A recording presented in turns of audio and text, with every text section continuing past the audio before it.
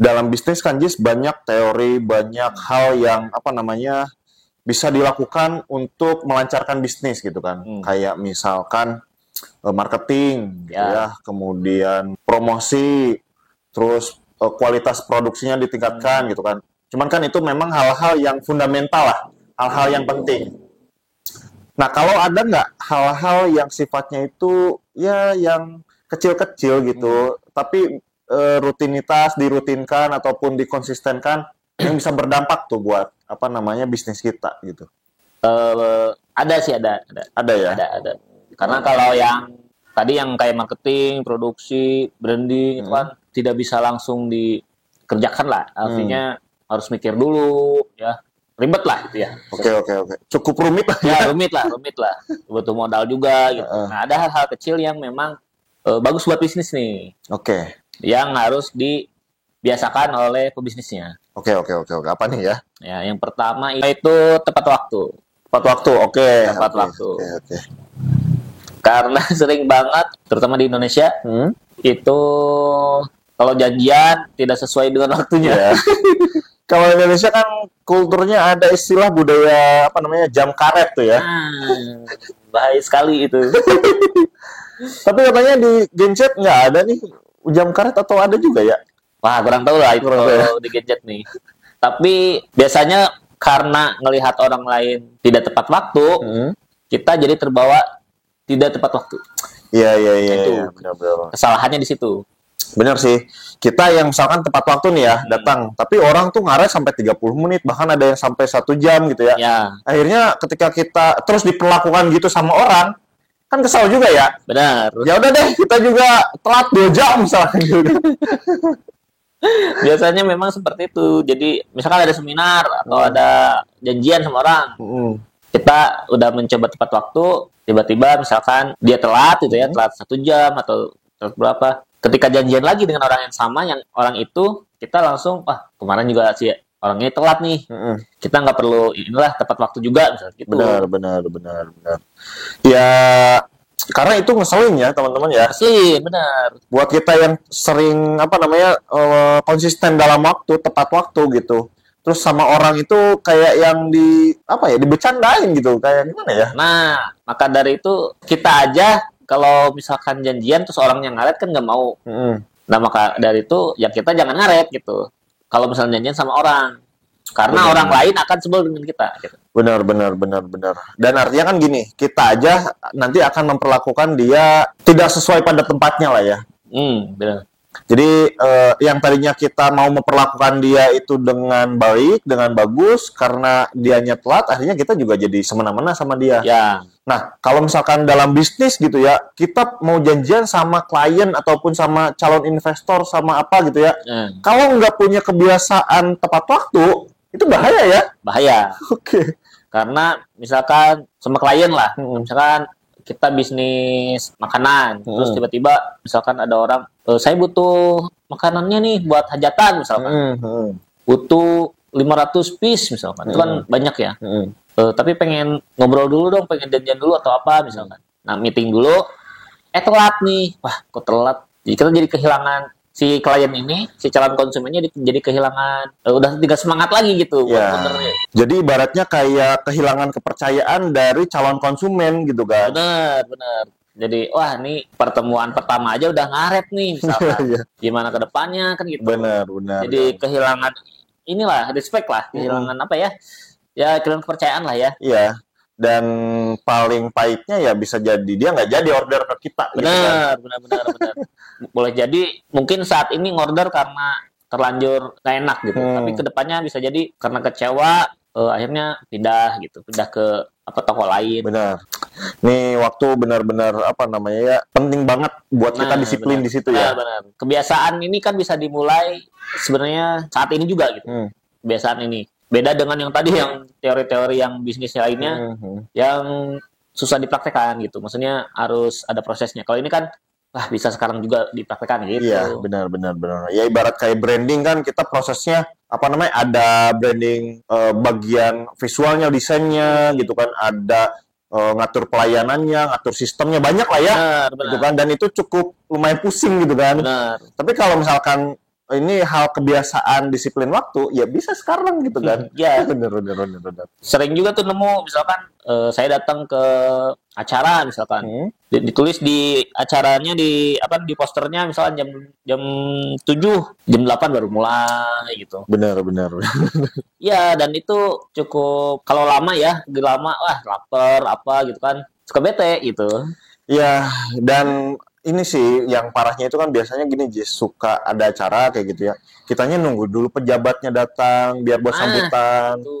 Itu lama banget tuh, peserta itu nungguin, snacknya nggak ada, misalnya gitu ya. Bener. Bahkan untuk menunggu selama itu 1 jam, snack ataupun air juga nggak ada gitu. Ya. Belum pada datang gitu. Benar. Itu kan kacau ya. Nah, saya nemu juga nih temen yang dia dosen. Oke. Dosen ya. Dia bilang, kalau ketemu mahasiswa mah santai aja, kayak gitu. Benar sih. Jadi karena dia punya jabatan lebih tinggi, sehingga dia merasa bisa nggak apa-apa gitu untuk telat itu. Benar. Saya bertemunya mahasiswa ini misalkan gitu, karena lawan ketemunya itu lebih rendah dari dia gitu ya, sehingga jadi telat gitu. Ya kalau saya sempat punya guru yang malah rajin, kebalikannya tuh. Oh, kebalikannya. Jadi ke kelas itu benar-benar tepat waktu. Ya, sampai siswa itu, kok Bapak tuh tepat waktu banget sih gitu. Nah, itu bagus tuh. Gitu kan. Sampai si siswa-siswanya nggak percaya, kesal gitu. Karena guru-guru yang lain gak gitu. Guru-guru yang lain telat 20 menit, 15 menit gitu. Pernah juga saya datang interview tuh. Datang interview jam 9. Ya. Jadi jadwal ya, janjian sama HRD-nya jam 9, tapi interviewnya itu jam 10-an gitu. Padahal yang datang itu cuman sekitar 2 orang gitu. Saya sama orang ada gitu ya. Iya. Tapi kok lama gitu? Ini ada apa gitu kan gitu. Ya karena ngerasa gitu sih, ngerasa mereka yang butuh sama kita. Ya gitu, itu kemungkinan karena orangnya merasa lebih tinggi ya gitu ya. Saya kan HRD-nya, mereka kan yang interviewnya gitu. Berarti bolehlah ngaret lah, nggak apa-apa misalkan gitu. Itu buruk sekali sih menurut saya itu. Harusnya kita tuh pengen menghargai orang. Perasaannya itu bukan saya lebih tinggi dari dia gitu kan, tapi saya ingin menghargai orang karena saya juga ingin dihargai gitu kan. Harusnya seperti itu. Harusnya kayak gitu sih. Nah, itu ya yang pertama itu tepat waktu, usahakan tepat waktu nih buat para pebisnis. Sebenarnya bukan buat pebisnis ya, tapi buat semua orang kayaknya ya. Itu bisa menunjang kesempatan atau peluang-peluang baru menjadi lebih banyak lagi. Nah, terus ada lagi nih kebiasaan yang bisa dipraktekkan langsung, yaitu mendengarkan lawan bicara dulu sampai beres. Oke. Bener sih. Kadang kita kan punya kebiasaan juga tuh suka motong lawan bicara gitu kan. Itu. Informasinya belum sampai semua, kita potong di tengah-tengah, ternyata salah gitu. Itu juga fatal sih sebetulnya. Kan ada orang yang pengen selalu menguasai pembicaraan gitu. Benar. Nah, itu kurang bagus itu. Jadi ketika kita ngobrol sama orang misalkan ya, ada baiknya gantian gitu. Maksudnya kita ngeluarin informasi kita, ngobrol tentang apa, habis itu tunggu dulu dia responnya seperti apa nih. Ketika dia berbicara juga kita dengerin dulu gitu. Dengerin dulu, oh maksudnya apa gitu. Jangan langsung, wah salah bukan gitu misalkan. Jangan langsung memotong atau menghakimi atau apa gitu. Benar. Supaya komunikasinya jadi lebih nyaman gitu kan. Lebih nyaman. Jadi saat orang itu selesai bicara, kita dengarkan, baru kita kasih tanggapan gitu kan. Ya. Yang sesuai dengan topik bicaranya tentu aja. Benar. Enggak tiba-tiba orang baru mau menyampaikan ide bisnis dia, misalkan gitu ya. Dia punya ide bisnis A, B, C, D, sama kita di-cut tuh baru sampai C. Padahal yang D sama E-nya belum dia sampaikan gitu kan. Nah itu kalau dari segi kesopanan kurang sopan gitu ya. Dan dari segi informasi juga kita bisa salah tangkap. Bisa salah tangkap. Dan berpotensi tersinggung. Salah satu pihaknya tersinggung gitu di situ. Wah ini ngobrolnya dipotong terus gitu kan. Gitu. Ya karena itu tadi ada orang yang pengen mendominasi lah. Nah itu kurang baik tuh kayak gitu. Nah itu ya memang membiarkan lawan bicara menyelesaikan bicaranya itu baik ya untuk kalau buat kita pebisnis itu bagus lah gitu. Bagus. Bikin orang respect juga sama kita gitu kan. Ya. pernah juga, bukan pernah sih, lumayan sering lah. Klien nih misalkan datang sini ngobrol, biasanya flexing ya. Saya omsetnya udah banyak segini, punya apa ini banyak gitu kan. Cuman ketika mau dijelaskin, misalkan desain itu seperti ini gitu ya, susah gitu. Tidak apa namanya, nggak ada kesempatan untuk kita mau merespon gitu. Iya, dia kan misalkan klien datang pengen nanyain desain, tapi ketika kita jelasin desain fungsinya dipotong lagi gitu kan. Ya. Terus seolah dia tahu soal teori desain gitu kan. Padahal kita lanjutin, ternyata dianya nggak tahu soal itu gitu kan. Ya, kalau kita sih nggak masalah ya, selama dia deal order. Cuman ketika awal-awal flexing gitu ya, wah saya punya misalkan lahan banyak, pabrik atau apa, omsetnya besar. Nah, ketika kita buka harga nih, oh iya Pak, harga desainnya segini. Waduh, mahal banget kan itu. Tidak sesuai dengan apa yang dia sombong-sombongan di awal gitu. Iya, padahal itu harga UMKM loh. UMKM yang lain aja mampu beli gitu ya. Yang apa, kalau dari segi omongannya itu masih di bawah dia, UMKM yang lain itu yang bisa. Benar. Tapi ketika dia dikasih tahu harganya, wah kok mahal. Anda bohong gitu ya. Flexing atau flexing doang gitu. Akhirnya kan kita jadi berprasangka, wah ini kayaknya bohong nih omongannya gitu. Benar. Harga desain kebun desain kan di harga 750-an ya. UMKM yang biasa pun ngorder 750 aman gitu. Nah, orang ini misalkan flexing, tapi ketika harga 750 dikeluarin nggak tembus gitu. Wah, ini kan berarti sangat apa ya mengecewakan lah gitu. Ya benar. UMKM yang omsetnya itu di angka 5 jutaan aja beli gitu kan. Di angka desain harga segitu gitu kan. Ini yang dia flexing punya tanah lahan banyak, ada ini, ada itu, ada ini. Dikasih harga segitu, wah kaget. Kan jadinya, oh ini malah bohong nih gitu kan. Benar. Dijelasin soal desainnya aja, itu harga gitu tuh bisa sampai 10 tahun gitu kan. Mungkin desain itu kan bertahan lama gitu. Benar. Long lasting lah gitu ya. Bisa sampai 10 tahun, bahkan bisa 20 tahun.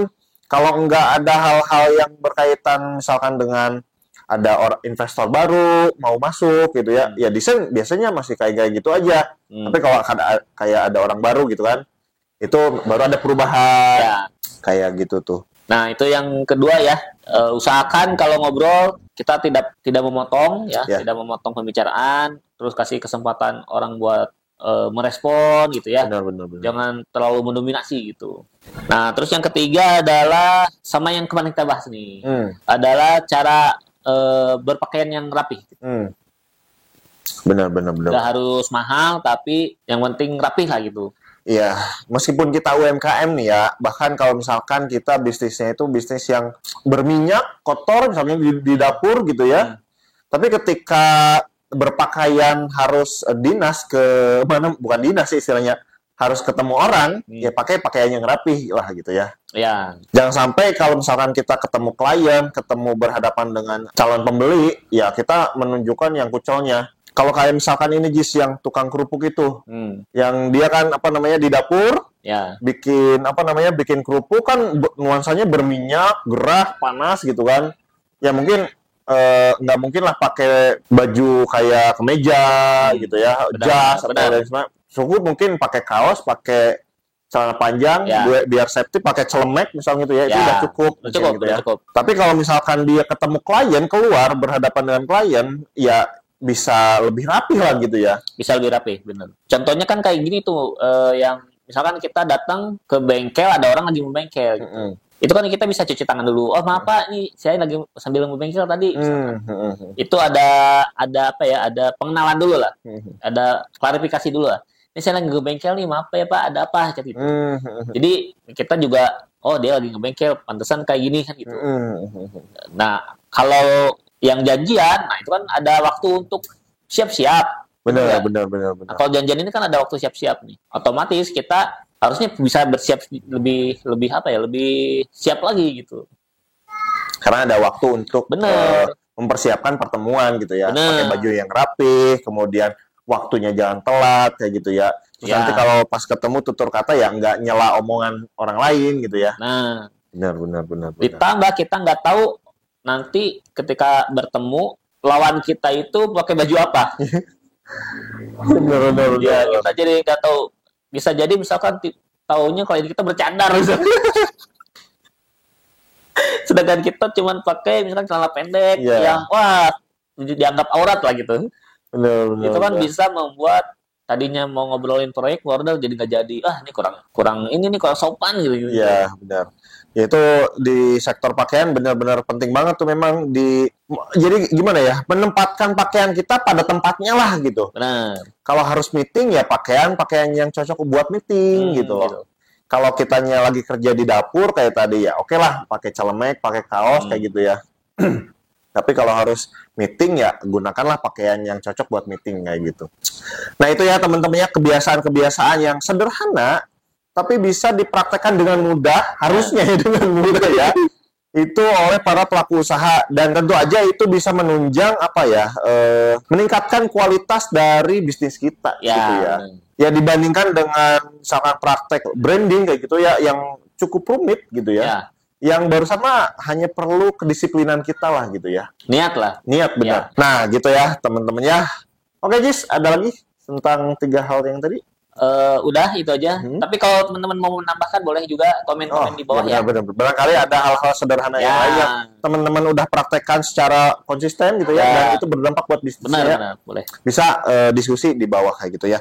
Dan kalau misalkan teman-teman suka dengan video ini juga bisa di-share ke teman-teman yang lain dan kalau misalkan tadi pengen order nih Jis. Karena kita juga jualan jasa nih ya. Ya, kita jualan jasa desain logo, desain kemasan, desain lainnya untuk penunjang bisnis teman-teman bisa order ke Kebun Desain. Benar. Selain itu kita juga bisa membantu daftar merek, daftar NIB, terus PT perorangan, bisa juga bikin di Kebun Desain. Langsung aja hubungi nomor WA yang ada di bawah ya. Oke, itu ya teman-teman ya. Thank you, sampai jumpa di video kita selanjutnya. Bye-bye.